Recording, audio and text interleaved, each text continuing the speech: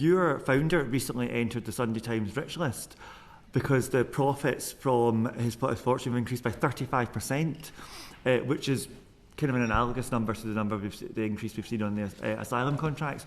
Are those two facts related? I can't really talk to kind of the wealth of Graham King, the chairman, and where he might make investments. But as I said before, what's important to note from our perspective is that the money is in the group bank account ready to be invested back in. So if you look at the profits we made over the last 5 years, which is about 300 and odd million altogether over that 5-year period, again, the majority of that is still ready to invest back in. Ready to invest, but do you actually reinvest it? Has some that happened so far? Some of it has been reinvested already, and some of it's ready to go. I don't have those figures. You don't know, right? Okay. Now, one final point is the money that the Home Office gives to your organisations is actually qualifies as overseas development assistance. It's money the British taxpayer has given to send to the poorest people in the world. Do you think it causes any ethical dilemmas for you for that money to be going to your profits? I think, answering from my perspective, obviously it's not for me or Mears to comment on where the funding comes from. I understand from... You can just say no. That's all right. I understand from previous hearings that the money has to come from that, and as a result of that, that's in accordance with the requirements and the law. No, thanks. Thank you. It's been quite interesting to hear Ms. Sturt, you said the performance has been outstandingly good, but that just doesn't bear any parallel with the reports that are out there. You know, we hear about uninhabitable properties, 1 in 50 being deemed unsafe, suicide attempts, real safeguarding issues around modern slavery.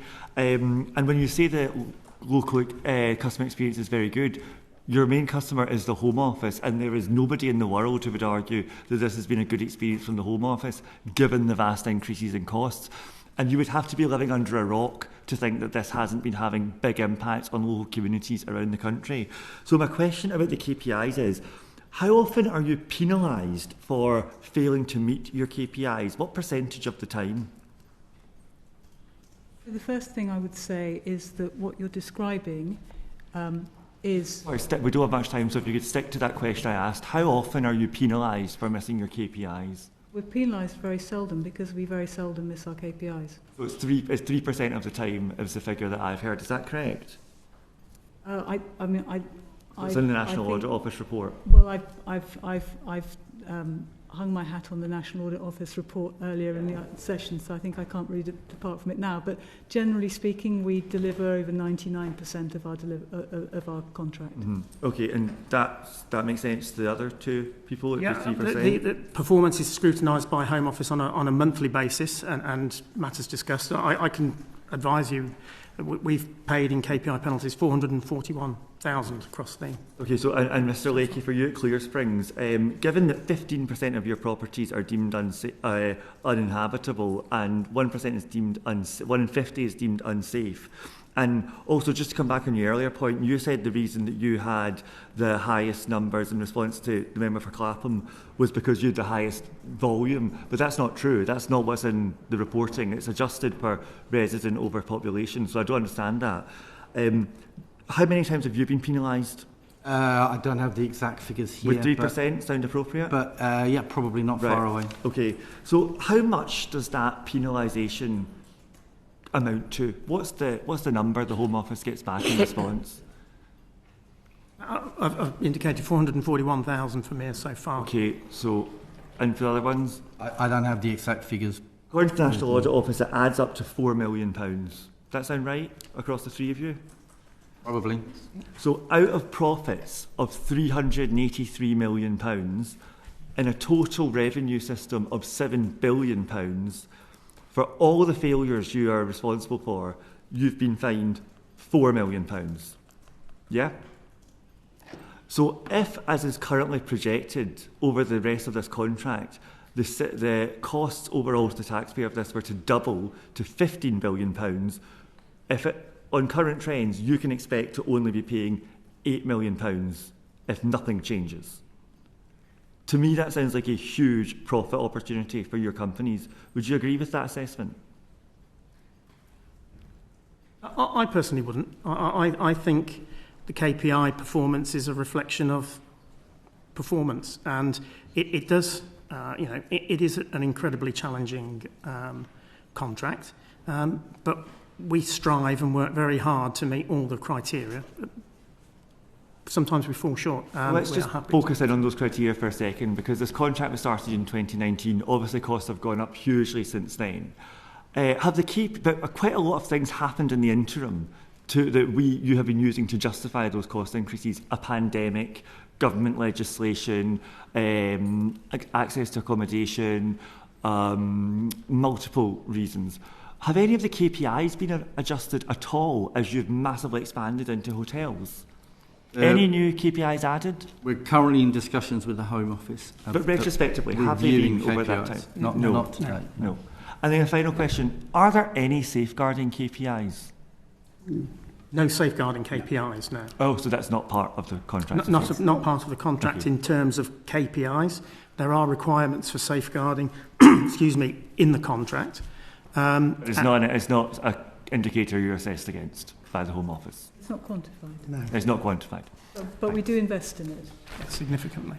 Maguire. When discussing the asylum accommodation system, the Prime Minister called it eye-wateringly expensive. His predecessor, the previous Prime Minister, called it unacceptable. The Home Secretary called it an appalling waste of taxpayers' money. And the Leader of the Opposition said the whole system is broken. Those four people rarely agree on much. So I wonder, do you share their analysis, or how would you describe this system? Well, shall I take that one? In terms of the overall position of the contract position, I think the premise of it is reasonable from Home Office's perspective. It includes quite, stringent performance requirement.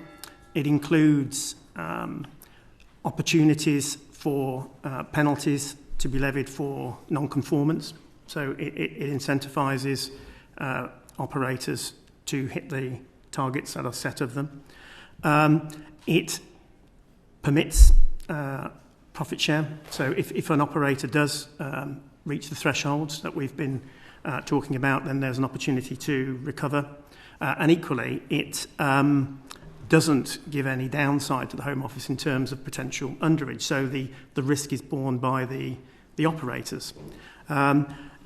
Obviously, the numbers are huge. It is a problematic situation, I think, for the country. It's clear that something needs to be done about it. For our part, we did not envisage using hotels, and I think hotel expense is probably one of the biggest elements of it. We've certainly worked hard to help Home Office deliver its expectations and remove, and I think we're only operating about 18% of our estate now is in hotel accommodation. That's 18% of about 26,000 across the three regions, and we've come down from about 85 hotels to currently 40, but we are expecting to exit another 4 within the next few weeks, so we'll be down in the region of about 36. DA expenditure will hopefully help contain it, but equally I don't think it's necessarily in its own right the magic bullet.